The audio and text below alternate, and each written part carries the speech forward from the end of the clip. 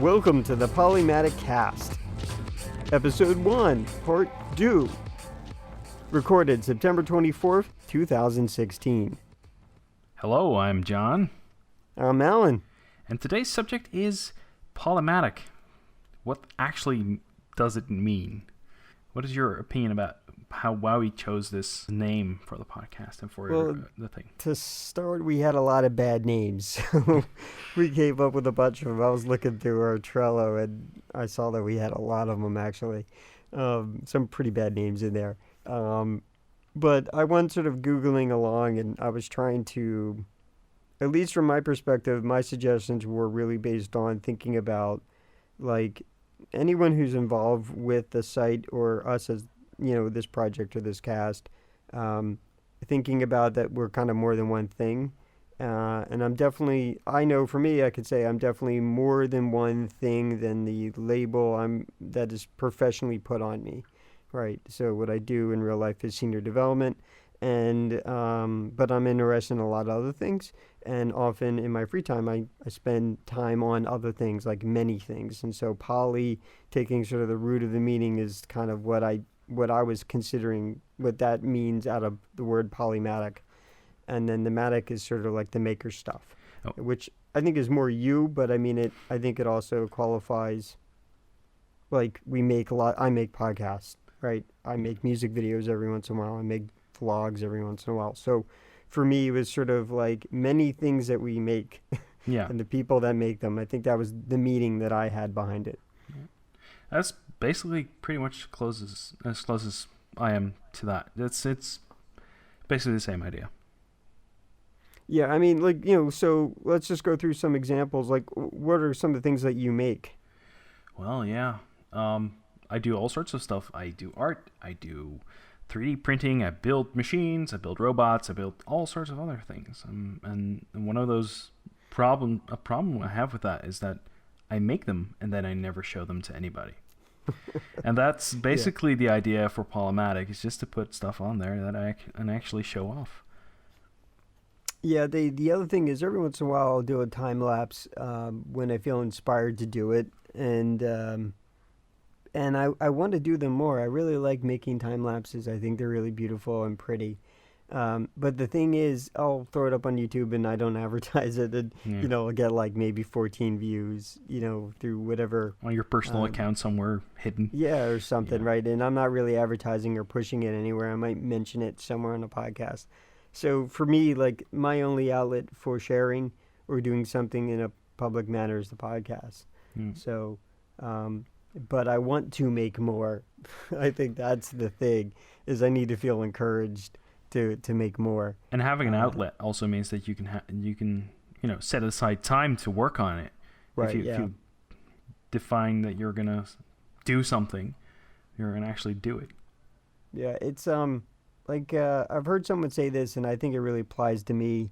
Sometimes I sort of have to kind of hack my behavior, right? I have to do things to kind of create a reason for me to be committed to it. Yeah. And even if the podcast only has a few thousand, listening a month or something like that, that means at least there's people out there, and then I feel obligated a little bit.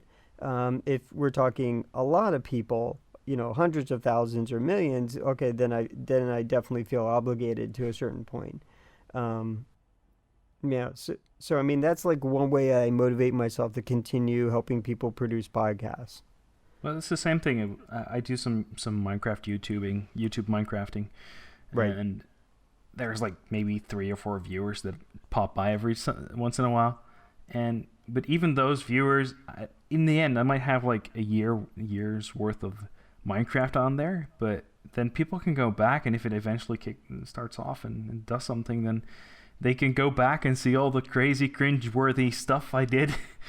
And that might be, My main YouTube account, I haven't really put any real good quality anything up there in a long time, but I have, I don't know, again, in YouTube world, this means nothing, but I have like, I don't know, maybe 100, more than 100, I think a couple hundred people who subscribe to me. And so I put out a video, and there's a bunch of it seems like there seems no reason for me to start a whole nother YouTube thing when I could just dump them all on my main account, because at the very least I know like a couple hundred people eventually see it. So it's really weird how those dynamics work.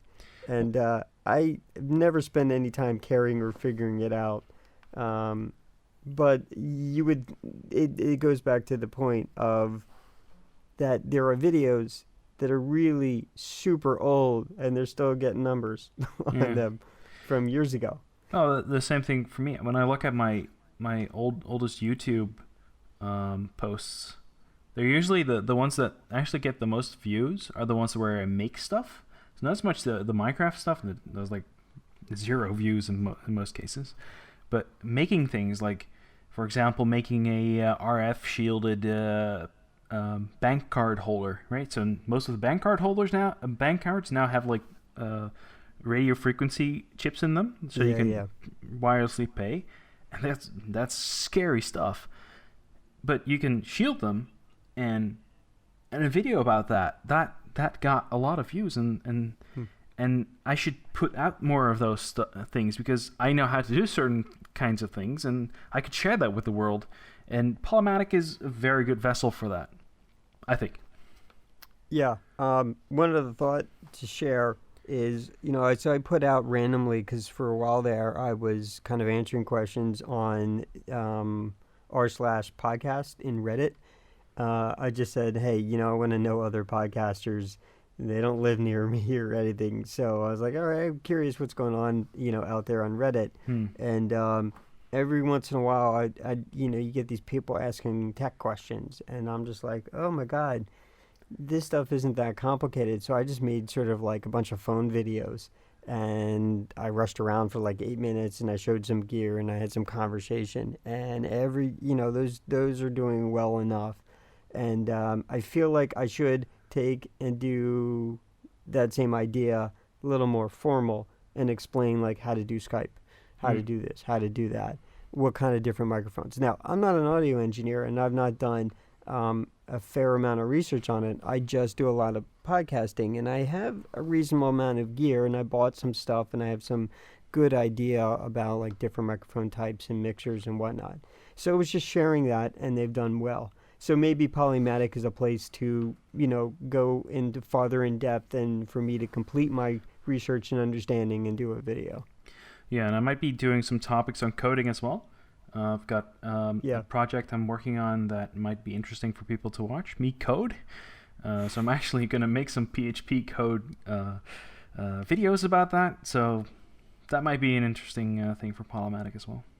Okay. Yeah. So I think we talked enough about what Polymatic is about and what the name means. I think we've got some other topics we need to discuss. Alan, you got some cool new gadgets in recently? Yeah. So every once in a while, I will go take a look on Indiegogo and on Kickstarter, and I will look for something that's kind of cool, worthy of supporting. And also, I usually only support things where I'm actually going to get something physically. It's not just, hey, I'm going to give you $1,000 for your thing, and I don't expect anything in return. There are definitely plenty of those out there. So if I'm going to support like a game, like Exploding Kittens, or in the case of films, I would at very least I would expect maybe a copy of it eventually. That kind of thing. And so every once in a while, I'll go through, maybe once a year around the holidays, I'll go take a look at what's out there. And so I previously bought from a company through Kickstarter something called a Micron, which is an intervalometer, which is basically, you use it with Timelapses. You set it up and you say, hey, take a picture X every many seconds. And so they built a app on the phone and a $50 little device, and I did that initial Kickstarter with them. And great little device, but it's one-way communication. You program it, you connect it up to your camera, and then it sort of just controls. And you don't really know when the time lapse is done, aside from the fact that your camera is not clicking off every few seconds. So they came up with their next version of it called the Pulse. and the pulse is Bluetooth. So it's good for, 10 meters, 30 feet, basically. And what it does, it connects up to your smartphone, iPhone, or Android, and you have bidirectional communication with it. So you can use it like a remote control trigger. You can use it for doing HDR shots. You can use it for controlling exposure and aperture, and also fantastic for their time lapse. And so I guess I backed it last year, and it showed up this year about a couple weeks ago, and hopefully I'll get around to doing a time lapse real soon. So you had the previous version too? I had the Micron, and before they joined up with Alpine Labs, they were another company, and they merged into Alpine Labs, and that group of people created some other things together. Alpine Labs side created something called a Radian, which is an intervalometer integrated into a step motor for being able to take your time lapse and slowly pan and do things like that. Yeah. And so they took that. I don't know if the Radian 2 is Bluetooth enabled, but in cases where you don't really want the stepper motor, you just want the time lapse device. That's what the Pulse is for. So was the Micron, was it also through USB? Because the Pulse is? So no, you would program it through your smartphone through the headphone jack, and then there was another cable that would uniquely connect up to whatever your DLSR was. So they would just have sort of another smaller headphone jack out, like a 2.5 millimeter out into whatever the cable combination is for your DLSR. So this brings up a good point. So the Micron handled it in an analog fashion. Typically on most of these cameras, they have sort of like an L-Sync cable, right? Just an analog way to like trigger off, say, go ahead and, change the exposure or change this or change that. And it's done through looks like a headphone jack, usually in most DLSRs. But the Pulse operates completely over the micro USB.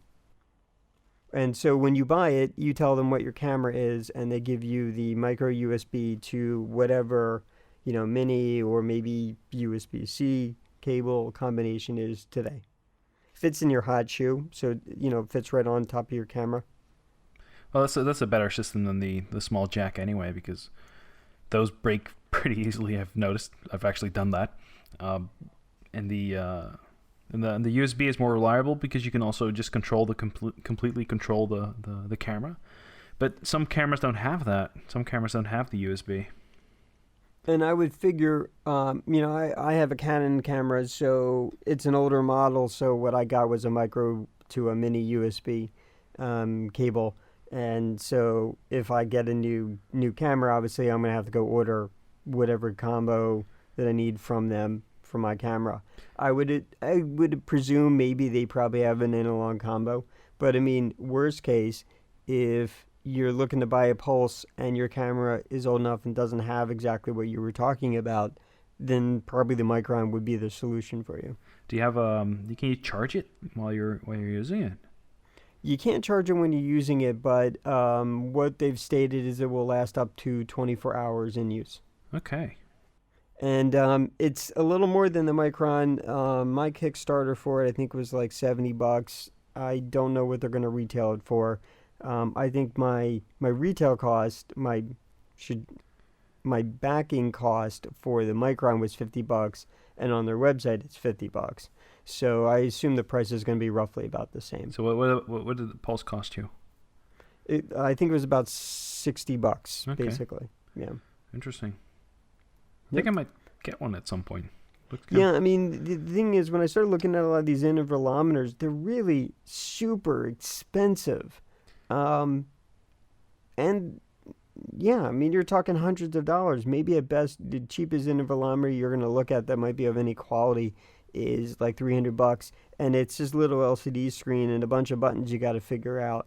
Where here, you got all the functionality and sort of growing capability of your smartphone to communicate with it. It's supposed to also do previews. I haven't gotten that working yet, but you take a picture, it will send you a preview, a thumbnail of your picture. And then the other intervalometers all connect through that small headphone jack type thing, right? Yeah, I would have to presume that there are some doing USB now, but yeah, there are definitely ones who have one or the other. When I was looking into it back in the days of the Micron, they were all just through the analog cable. Well, if you want to build one yourself, you can also just use a Raspberry Pi and a USB cable. That should be fine, I guess. It's some shell scripts. It's gonna take a lot of time to make, though. Yeah, I mean, what's the outlay on the time and the cost for a Raspberry Pi and doing it that way? Mm-hmm. So Raspberry Pi is about $30, depending on the type of Raspberry Pi you get. But you can make it with like a Raspberry Pi Zero. Yeah, there's a new one that's like what, $5. I don't know if that's powerful enough to do what you want. Yeah, it is, absolutely. But you need some cables that don't come with it, so you can buy it for $5, but then you still need the cables. The cool thing about it is that you can use a very big battery pack to go with it, so you're not. You can like make it last for like a day or two, right? Not that you're gonna leave your camera out there for a day or two, or the battery in your camera is gonna last for 2 days. But you can power your camera off, just a wall socket with a transformer, right? You can easily do that, and I've done that. To make it, it's like maybe a few hours work. You have to maybe make a case for the Raspberry Pi, maybe get some stuff to clean it up, or what I did was just grab a cardboard box and just plopped it in there. Got a battery pack, done. It works. And so I made a YouTube. It's on my YouTube channel. Even there's a couple of time lapses I did with that, and it works great. And you can do all sorts of stuff. You can control the camera settings. You can get previews, all sorts of other things. But you're gonna have to make it yourself. You're gonna write your own scripts and stuff, and you can eventually make buttons and put them on there. Like press this button for this functionality. Maybe get a LCD screen to show the settings right now. And you can edit the settings. But yeah, it still requires some work on your end. Yeah, I mean, I think this is a pretty smart implementation of what they did. And they already had some experience with the Micron, and also, joined with the group at Alpine Labs as a whole with the Radeon. So, I'm trying to take a look. But one of the things that you can do is you can set up presets for your time lapses. So you can say the interval and the duration. I haven't really played with the time lapse software here. It doesn't look as advanced, but on the Micron, you can say, hey, I'm going to be doing a time lapse on clouds, and we'll sort of position everything for you, and you say how long you want it, and we'll do all the time calculations for you pretty easily. So here it says interval and duration, and it basically just does all that work for you.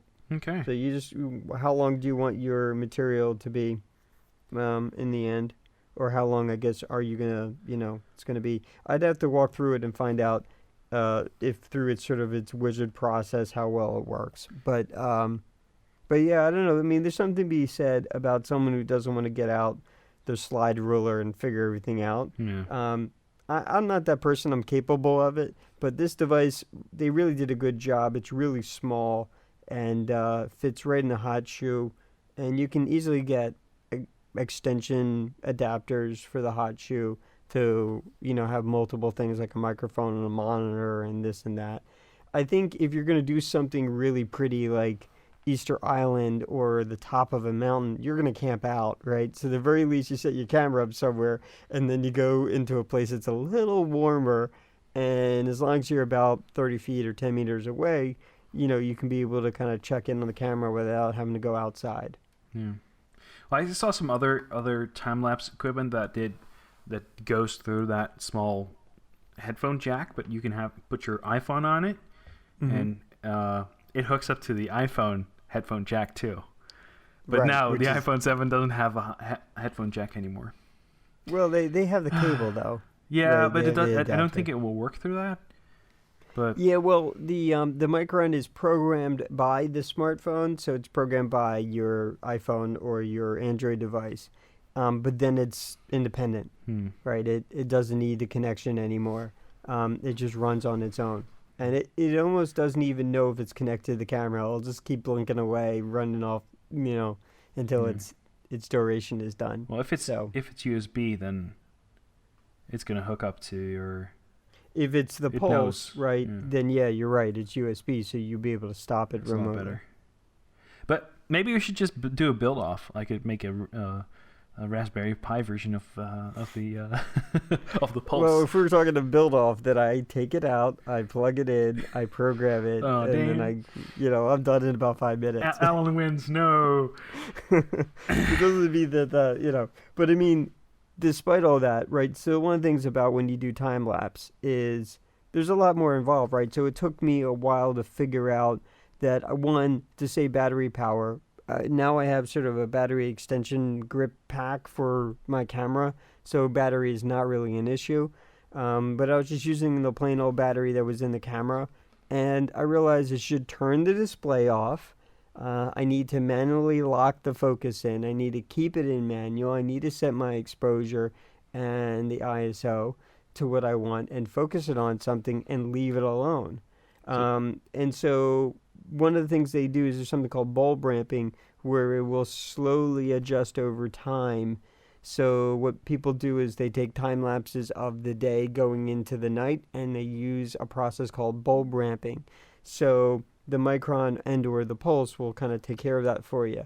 But the advantage is you have control over the device before the next shot, so you can just adjust the exposure to where your camera's locked in right away instead of having to touch it. Because if you touch it, physically move it, which means you could totally knock out all your sequence of frames off. Now all of a sudden there's a physical movement here.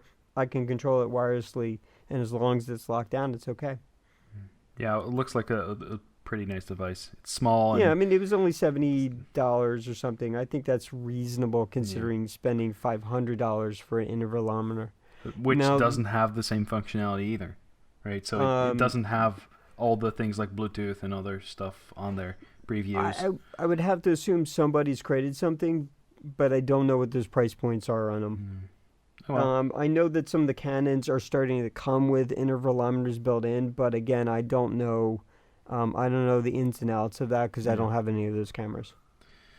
Oh, well. Anyway, if you want to get them, get the Pulse, you can get them at shorthand.com/QRZ. And now another interest this week, which I ran into. Yahoo got breached, and I had to reset my password. That was painful. So, Alan, do you still have a Yahoo account? I do. I have it for some real old stuff. Originally, when I started with webmail, it was Rocket Mail, and Rocket Mail was really good. And then they got consumed by Excite. Remember Excite? No. The website? No. Never. Yeah. Okay. They were just like a Yahoo knockoff, and then Yahoo bought them. But the one thing they had is they had really good webmail, and this is pre like Hotmail and all that stuff. And so I just sort of been grandfathered into Yahoo things a long time ago. So yeah, I still have one. It is used, but I changed my password often enough, just out of general concern. And I changed it long after, 2014. So it doesn't mean I'm not at risk. Who knows? Is Yahoo being fully truthful? I don't know. Absolutely not. They can't be. I mean, 500 million people. That's 500 million accounts. Data compromised. It's not just passwords. It's also security questions, other stuff in there. Date of birth, all sorts of other information, all exposed.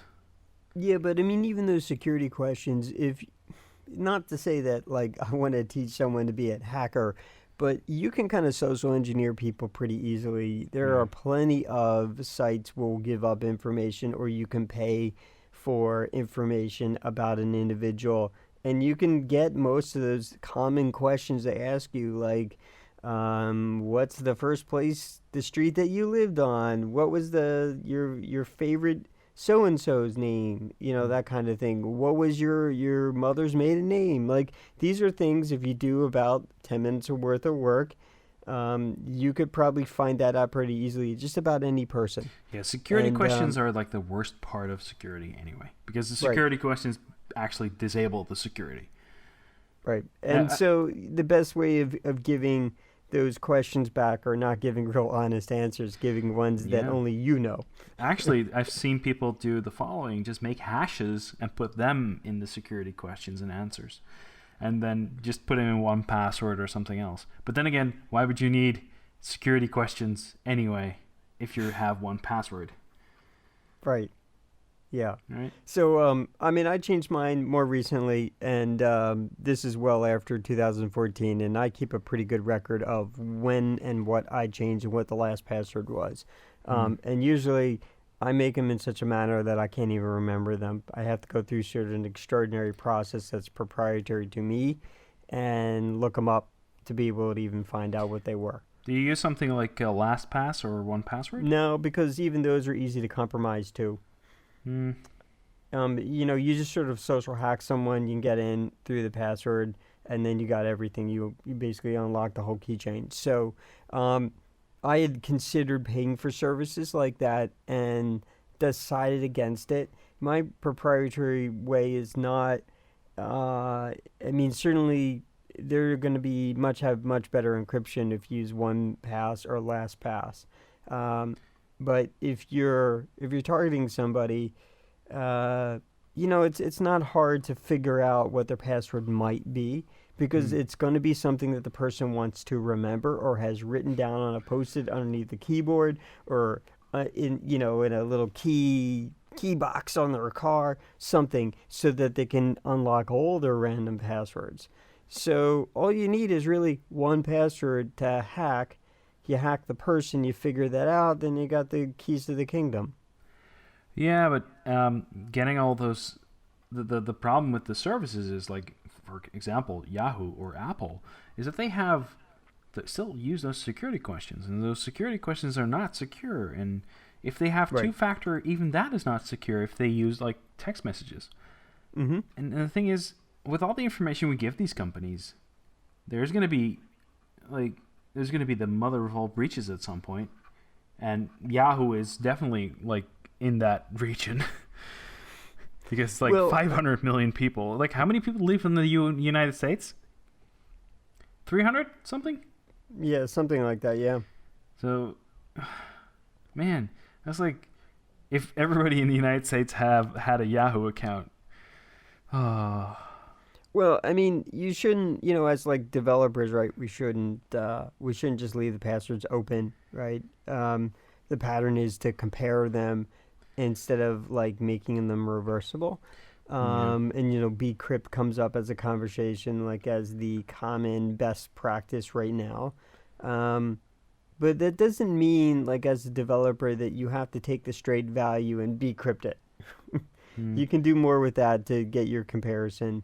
You build an algorithm around that, and then you Bcrypt it, and then even if they can do brute force attacks on passwords, right? They get that list. The Bcrypt only works in one place, right? Is through the logic of the authentication system at Yahoo. So, that is if Yahoo actually did that, because from what I read is that they have certain passwords that are hashed in a certain way, and others are hashed in a different way, and they all got a compromise. So it's kind of, I think they had it like at one point they switched to a different hashing system, and then just, decided, hey, let's leave the old ones as they are, and don't ping people to reset the password. One of the things about that is complexity is important. Making it more difficult to guess. That's important, right? But the way it works is, if someone gets in your network, they might be able to, grab the packets out of the network and figure things out. That's a much harder way than trying to just get into the database, which most of them try to do, and that's how they get the actual raw data. And then from there, they just kind of sell that, figure that out. But ultimately, if they can get to your source code, well, then they can figure everything out eventually. Well, if your data is hashed, at rest and there's no actual storage of the password, they're never going to get the password because it's always going to be a hash.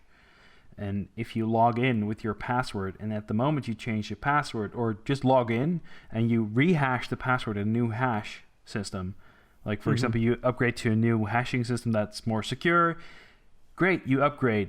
But that's still going to leave all the people that haven't logged into their Yahoo account like me in a couple of years vulnerable to their old password system, right? Well, I mean, so that brings up a point. Like 500,000 people is a lot of people, right? 500,000? So, 500 million. Or 500 million, right? So, yeah, not 500,000, 500 million, right? 500 million people, still a lot. And I'm pretty sure there are a lot of like random or abandoned accounts by people. Dead people. Right? Or people that died, right? I'm sure that like maybe your grandfather or your great aunt or something might have had a Yahoo account early on and they don't exist anymore and they haven't logged in like 15 years. So, I mean, there's still a lot of that. And out of those, the media will sell you 500 million people. Well, okay, right. But how many are actual active counts, right? I'm sure there's maybe 100 million. And I wonder how many accounts there actually are. Like we only know about the 500 million that are breached according to Yahoo, but there might actually be more. We have no idea. Anyway, there's a topic about this on The Verge. You can find it at shorthand.com/QRY query. That's an interesting one. Okay, I think we have to move on. We have what we've made this week, and this is just me, I guess. I printed a lot because I've got 2 new hamsters, so I printed a lot of parts for my hamster's habitat, so bridges and houses and stuff to put their bottles in, and that was a lot of fun and a lot of noise. How long does it take, like the average print? Well, I'm printing them fully filled, so I'm not skipping on the infill. So I'm doing 100% infill, which means that there's no mesh inside of a little bit of filament, like just to get it sturdy. It's not hollow. It's completely filled. Yeah, that takes a very, very long time to print. So anywhere from 2 to 6 hours worth of printing, which is a lot of noise. Anyway, so besides that, I was testing more PETG, which is a filament that has the same plastic used for soda bottles and for water bottles and other stuff, and has another component into it. That's the G part, and the G part makes it so it's not brittle. Like so, PET when it heats up, it gets brittle and then allows you to break it very easily. But PETG is very strong, very sturdy. I've been testing it for the website. I've been trying to write an article about it. Only the problem is, as soon as I switched to a different roll of filament, I got different results. Which means I have to go back to writing it again. How many brands are there like out there? Like, is there certain brands that make the best kind of filaments? Well, I usually use the filaments that are created in the Netherlands because they're cheapest for me. I have some PETG, which came from a Dutch supplier, and I've got some that came from another supplier in the US, I think, or maybe some other country in Europe. Could be that. But it was a no brand type filament, and I was testing with that first, and then I bought 3 new rolls, like black, red, and white filament, transparent filament, and that works a lot better. But I still need to tweak the settings for my printer to get the right results. The printer that you're using, is that one that you bought, or is it one of the ones that you made in the past? Well, I've got a few printers. I got an Up Mini, which is the one that's at my brother's place right now. I don't use that much. I actually gave it away, and he didn't use it, so I'm getting it back soon. But I have a Codys, which is like a Delta printer. That's not also not the printer I'm using, but I might try to use it for PET filament and see if that actually works good on that type of printer. and I have a FlashForge Creator Pro, which is a Chinese knockoff of the MakerBot. It works really well. I had to take it apart this week because there was a piece of filament, piece of PET filament even, stuck in the SD card reader. So I had to take off the entire front, remove the SD card slot and everything, and put tweezers in it, and it was a horror show. How did that happen? I would figure that the SD card reader would be completely separated from printing area. It's inside the printing area, which is just the worst design thing ever. So the first thing I'm printing soon is going to be like a cover for the SD card thing. There was PETG in it, and PETG is very, very annoying to get out of stuff. It's yeah, it was hard to see too because there's like no way to get your face inside the printer and look down the SD card reader because it's right below the entrance, but it's on the inside. Now, who thought of that design? I don't know. I might just take it apart again and just put it on the outside. Just make a bigger space for it. I don't know. Like a little little case for the SD reader. Yeah. Well, I was testing the PETG just to make an article about it because I thought it was interesting. But because I got all the different results, because of the heat and the different types of cooling, there are so many variables to it. But it's a very, very, very nice filament to work with. It's not as good as PLA because I really like PLA because it's very, it's not toxic. Doesn't make any fumes. PETG, you don't really smell it. You smell PLA more. But yeah, well, I don't know. PET is more of a, if you've ever seen a soda bottle on fire, then, those fumes can't be good for you, right? No. So that's basically what you're printing with. And it's at 240 degrees Celsius, 245 in some cases. You can go up to 260. But yeah, it gets really, really toasty, then starts blackening and stuff, and smoke. Not that fun. But that's about it, I guess, for my my what I've been making this week. Do you have something fun to talk about? Oh yeah, so we were talking about I don't know, maybe a week or two ago, we were talking about like YouTube sites, and there's a lot of good YouTube sites, and every time I get to, this is the same problem I had like on SoundCloud, you see somebody who doesn't have a lot of likes on their song.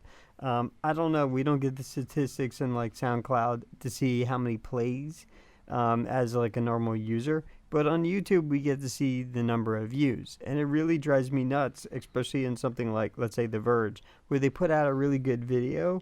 And unless it's something of like mainstream interest like iPhone 7, there are every once in a while they put out a really awesome video of something and it doesn't have a lot of views on it.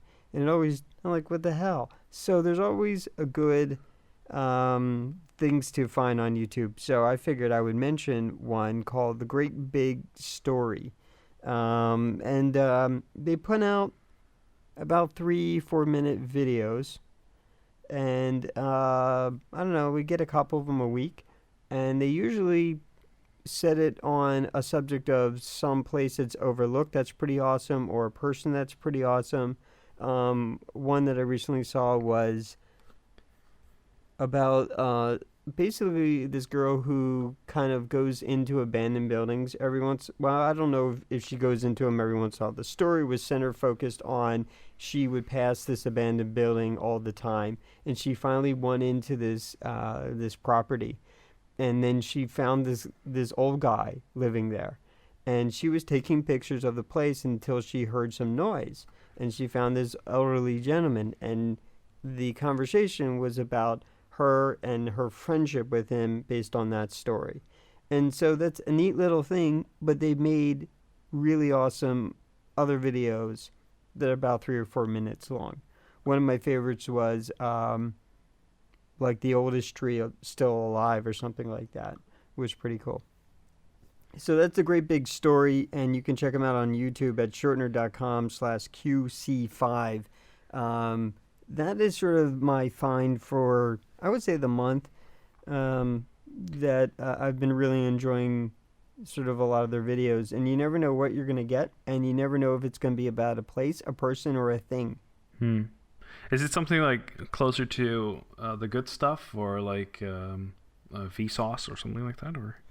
No, you mentioned that before. I'm not familiar enough. No. The Vsauce is typically, they kind of deep dive on a subject where they talk about like Vsauce number one. I remember there was one that was kind of interesting where it was the 20-minute conversation based on how much does the internet weigh. Yeah, he goes like into that. These kind of subjects too. Like he goes into something really, really niche, and then finds the interesting part about it. No, what they do is they take you somewhere. Yeah. They take you to a story about a friendship, like the one I was just talking about.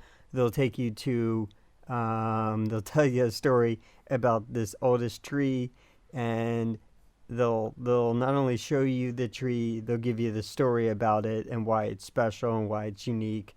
They'll take you to a place of something that's just absolutely awesome, and it's not a place you would ever think to travel to, and it's in a remote place of the world, or it's in a crevice of a canyon or something that you would never see, and it's very much untouched by like humanity. Well, I'm gonna check them out because this sounds interesting.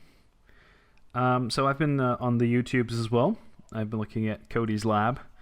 Codys Lab is basically just a guy that does all sorts of very interesting stuff. He has he's on a farm. He also goes to school still, I think, for geology. I think what he's doing. But he does some chemistry. He does some beekeeping. He does some real life Minecraft. So that's always fun. And he's been pumping out a lot of videos, a lot of them, and his content is always good.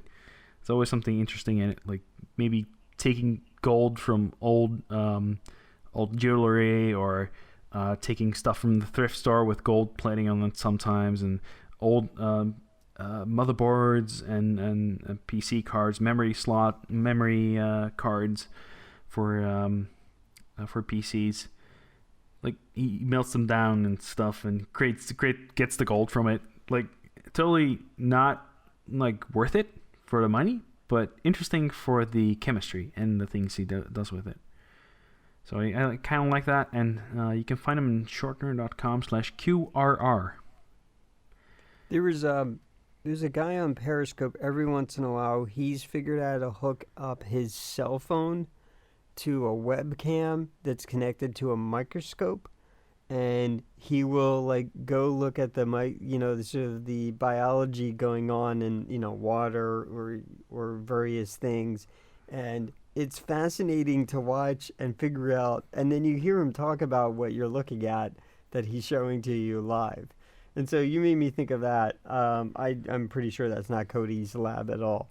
No, well, actually, it's kind of like it, because he does a lot of things you might overlook, and then go into like how to get something from somewhere, or how it works, or how you get something like gold out of a or he was doing platinum recently. He brushed the side of a highway to get the dust and get platinum out of that.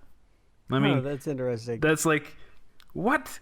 And for the price you can get for platinum, it might actually be worth it at some point, right? Yeah, here in the U.S.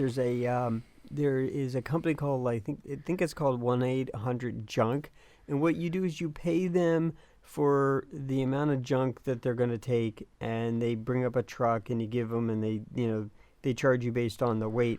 But what they do is they take your junk, they take it apart, they separate motherboards and all that stuff, and then there are people who literally go through sort of an assembly line process to strip all the value out of those things. Otherwise, they go into a landfill.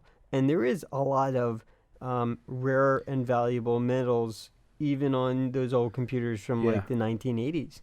And you'd be surprised what's in your microchips. And if you can recycle them and extract them out, then there's a lot of value in that old gear. Instead, what do? We put it in a trash, or we give it to somebody else, or we give it to someplace that takes donations.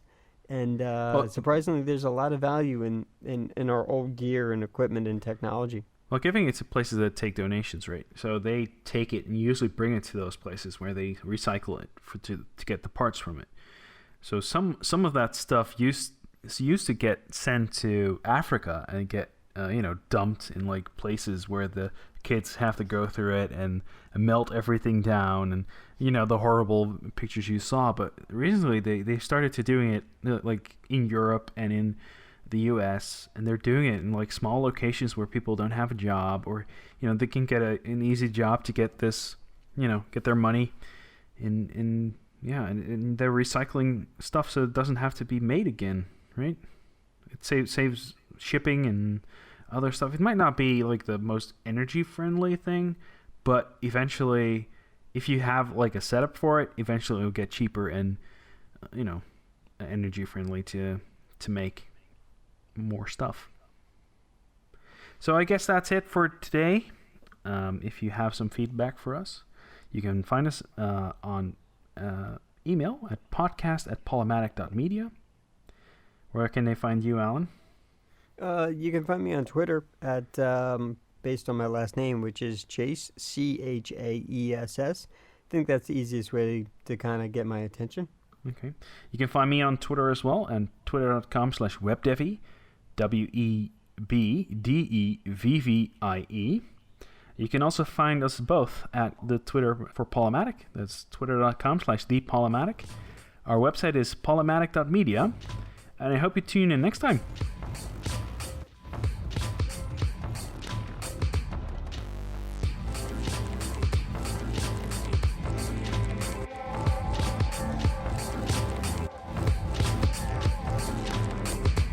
The music in this episode was by Say Uns. It was licensed under Creative Commons Attribution and found on the Free Music Archive. You can find these tracks at shorter.com/PRK.